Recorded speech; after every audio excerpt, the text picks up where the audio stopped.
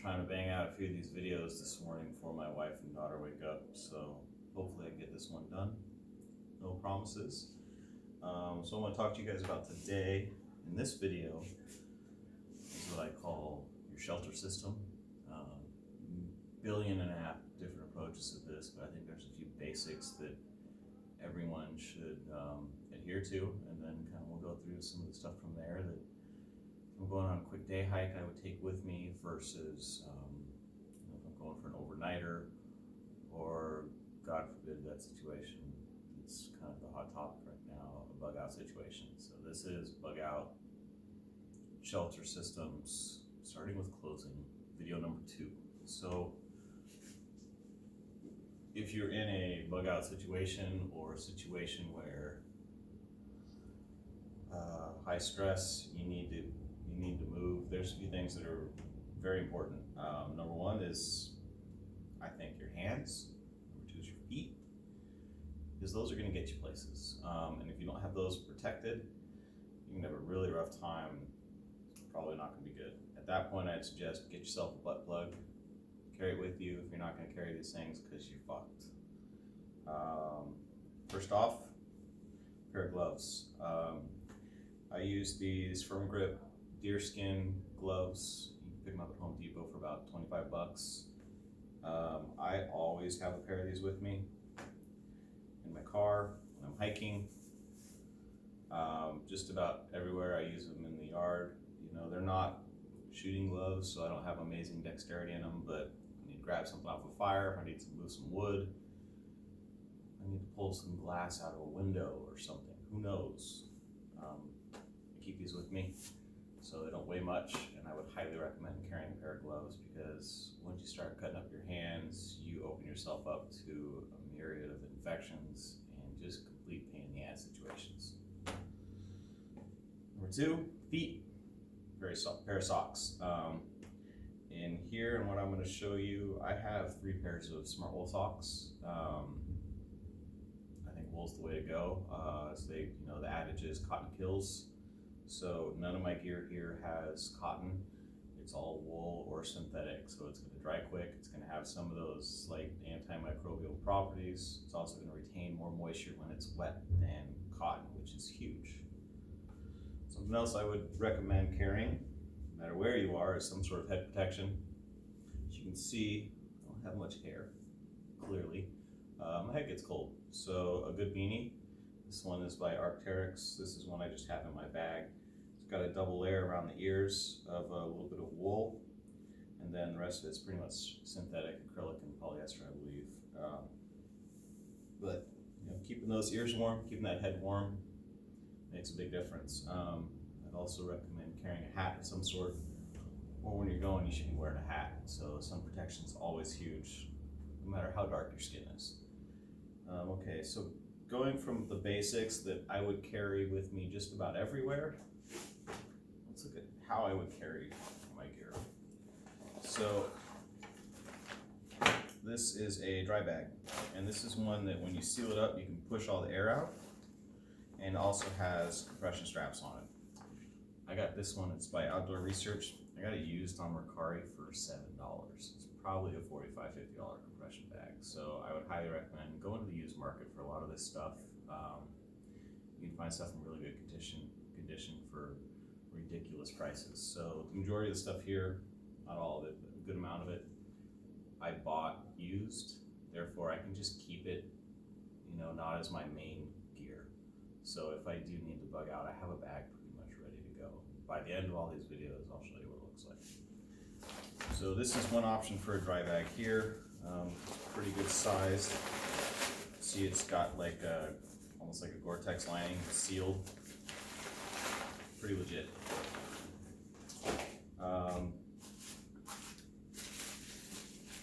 Here's a Sea to Summit version, small bag.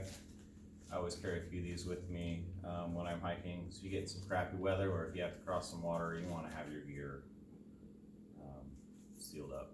Not only is it going to ruin the gear, but it's going to add extra weight if everything's wet. Here's another one. This one's got a gasket on it. It's pretty tough. Dry bag. I carry this in my EDC bag kind of for a while. with a few things in it. So you roll this one up, it's got a gasket on it, push out the air, so it's tight, you're good to go. Also recommend a few of these ultralight, like this one's by Granite Gear, I believe. Granite Gear.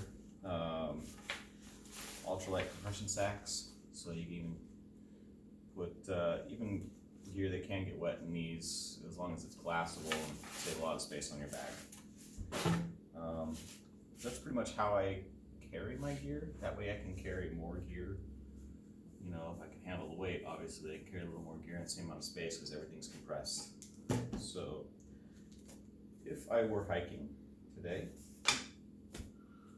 this is probably what I'd be wearing, something along these lines. I always go with kind of woodsy colors. I usually will bring, you know, maybe a bright orange raincoat if I'm out hiking for the day. So obviously people can see me, and if I was ever in a lost survival situation, I'd be more visible from the ground and the air.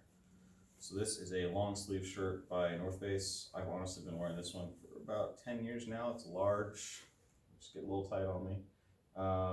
It's got pockets, zip up pockets, roll up sleeves, pretty durable. I mean, I've ran through all kinds of thorns and stuff, and you know, it keeps kicking. I haven't had to sew anything up on it yet, so that's great.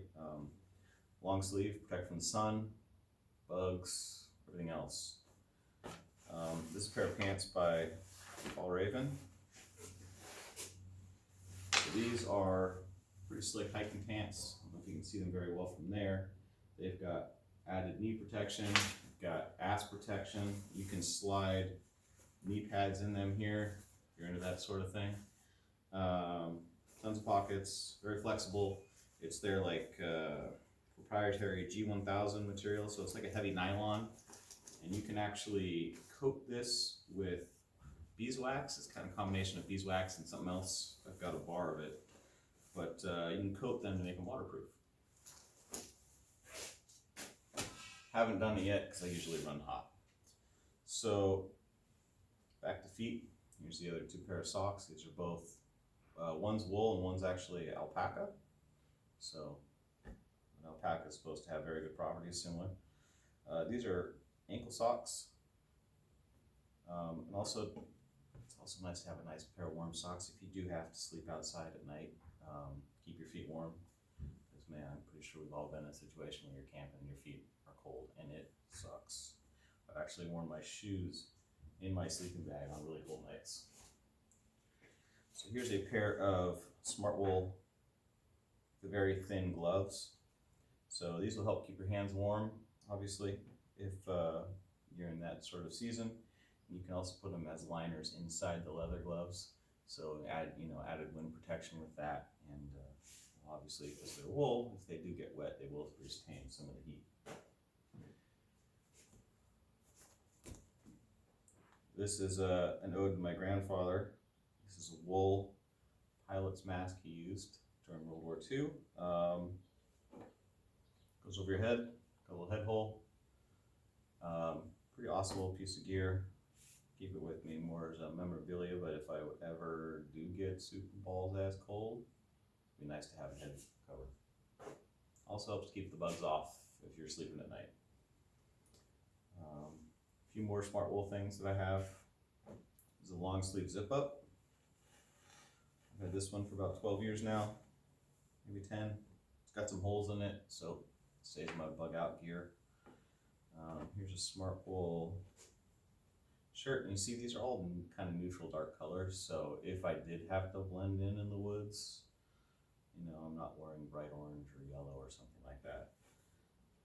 Got this one used online for I think 10 bucks. It's a polo with a zip up neck, Smart Wool as well, and then a pair of warm underwear bottoms, Smart Wool. So obviously Smart Wool or wool products, very good, a little heavier, but the reality is when you're cold and wet, something like that's going to save your ass. One of my ideas behind having the long underwear top and bottom is not also an amazing layer system, but that actually gives me something to change into at night. if I am having to sleep in a sleeping bag or whatnot, I'm not bringing my dirty ass clothes in there, because if you're ever in a stressful bug out situation, hygiene is going to be very important, which we'll talk about in another video. But keeping yourself as clean as you can and not sleeping in the clothes you've been hiking in all day is a very good thing to do if you can manage the weight. So here's something that a lot of people carry these days. It's called a shemagh. It's basically a large piece of cloth. That's about 1 million uses. Pretty good size. A lot of times I'll carry one in my bag. If I need a head cover, if it was really dusty or windy out, and cover your face. I actually used it as a kind of a picnic blanket to eat on. So when I'm out with my wife and daughter, we've thrown it out and cut up snacks on it. Goes in the wash, cleans up pretty easily. It's made of cotton, so if you needed to make some char cloth out of it down the road or cut a piece off for whatever reason, not a big deal. I think they cost about, I got this one for $9. There's about a million uses. It's kind of like having a handkerchief or something like that. Whatever you can come up with, there's a lot of options for it. But if you got the space, it's definitely a good thing to have. Wrap around your head, don't need sunblock, keep sun out of your eyes. All right, let's move on to a few shelter system ideas. So I always carry a garbage bag or two. Heavy contractor bags, they're thicker. I think this one's the 55-gallon or something like that, so they're pretty good size. If you do have to bed down for the night somewhere, it's gonna suck. You take one of these, you fill this up with debris, leaves, pine branches, something like that. It can get you up off the ground and keep you insulated from the ground, which can keep you much warmer, because your mass is way less than the Earth's, and guess where that energy or that heat is going? If you lay down on the ground at night, it's going right out of your body. So an insulation layer out of a bag like this is huge. Also can be an emergency poncho if you got some holes in it. You could wrap it over your bag if you're in an absolute downpour. There's a million uses for this, 3-4 ounces of weight right here. So I'd recommend carrying 1 or 2 bags. So something that I carry sometimes, not always, but sometimes, this is a emergency blanket. Grabber's been making these for years. This is kind of an updated version by a company called Arcturus. Comes with this nifty little carrying bag. So what it is basically the next generation of emergency blanket. So I think they call them casualty blankets in the military. So what it is, and this one's sweet woodland camo, which obviously I'm a fan of. I think it's always cool to have something like that. So what it is it's a large blanket with grommets on it and a reflective layer inside. If you've ever slept with an emergency blanket outside, they're pretty amazing. You're not gonna be warm and toasty, but it's gonna keep the chill off you to the point where you're gonna make it through the night in most conditions. Having done that wasn't fun, but having an emergency blanket made all the difference in the world. So just a pro tip for anyone, carry $1 or $2, or in my case, I carry the $4 or $5 SOL emergency blankets, because the time it takes to make a shelter at night when you're struggling and tired and stressed out and have nothing on you is going to take hours to do something sufficient to get you through the night and manage. An emergency blanket and maybe a disposable poncho, you can get up a shelter in 15-20 minutes and manage through the night. Spend more time gathering firewood and doing things that are important. So I recommend something like this. If you're going out, you can use it as a shelter. You can also put it as a fire reflector behind you, so that way the fire hits you with the heat in the front, but anything that misses you and hits the blanket, you can angle it down so it gets you on the back. Makes you a lot warmer. I've tested that a few times. It makes a huge difference. Morris Kachansky, who just passed away, I believe, one of the founding fathers of bushcraft, created something called the super shelter, which basically is a piece of clear plastic and an emergency blanket. Plastic, so it goes fire, emergency blanket, and then fire, clear plastic sheet, and emergency blanket behind. So the fire pushes the heat through the blanket and traps it inside this kind of A-frame shelter with the emergency blanket behind you, reflecting the heat, basically creating a little mini oven that you can sleep in. Haven't done it yet, but I will do it hopefully soon in a video and show you guys how it works. I've seen a lot of them online, I read about it many times, and for like a 10-ounce shelter, you probably can't beat it as long as you keep a fire going all night. So, two additional things here I want to discuss. This one is a poncho. It's by Helicontex.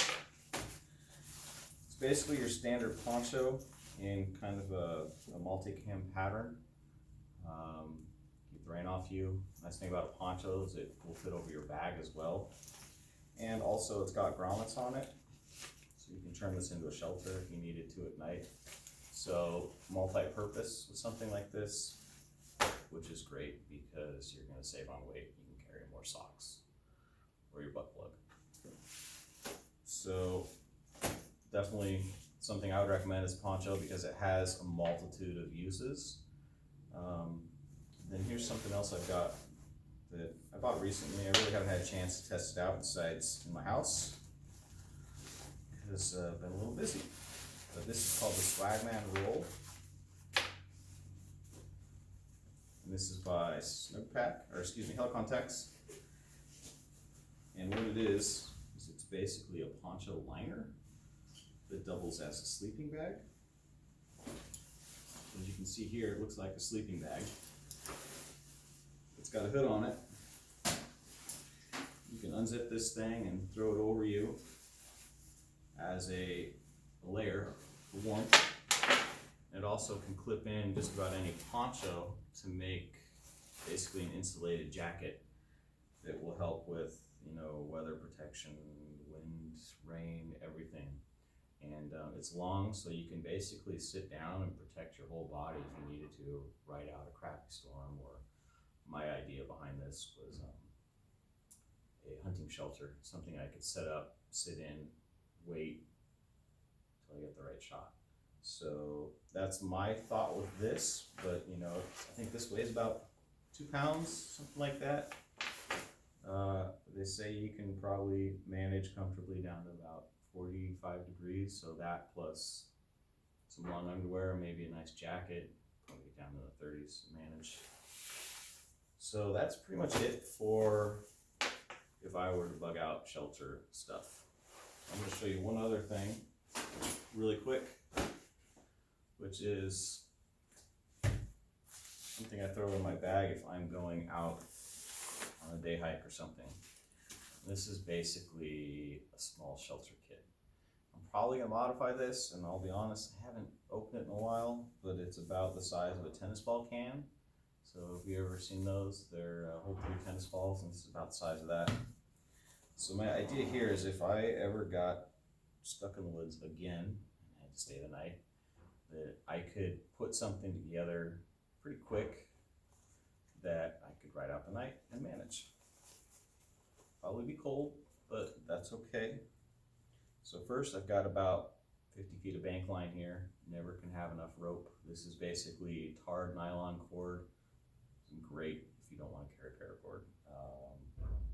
Much lighter weight, very strong, ties off well. So here I've got 4 little stakes where I've wrapped up about 10 feet of bank line on each. So just super ultralight. I think they're MSR stakes, little aluminum stakes. Let's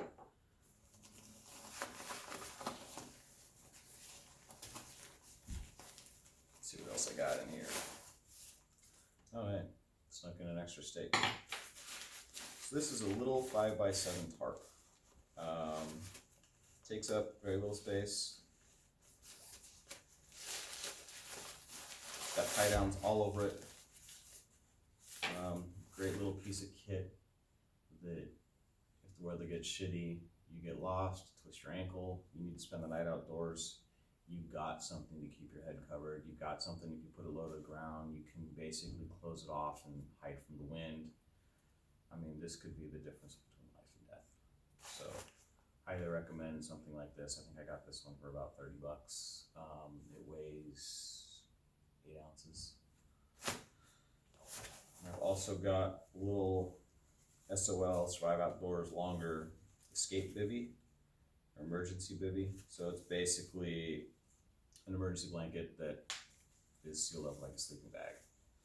So I'm not gonna get it out because I haven't done that yet, and I don't really plan on getting it out unless I need it. So it's an emergency blanket that is in the shape of a sleeping bag. It'll keep you warm. They don't breathe, so having used a similar product before, you are gonna be damp when you wake up in the morning, but a little damp from perspirations would be way better than hypothermic or worse. So something like this weighs about a pound. It's fit in a water bottle pocket on the side of a backpack.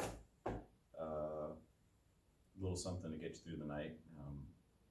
So yeah, that's pretty much it for this video. So I thank you guys, and like and subscribe if you get the chance. I would appreciate it. And yeah, any questions, let me know. I mean, obviously I'm not a super expert here, and there's obviously a lot of ways you could improve this, but this is what I've got, and so far everything I've tested has worked for me without any issues. And yeah, let me know what you guys have. Have a great day. Bye.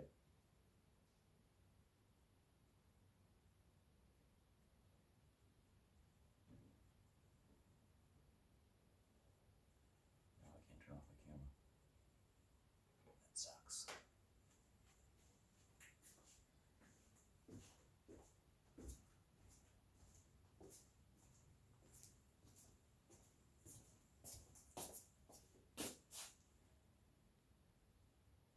Oh, do it manually later.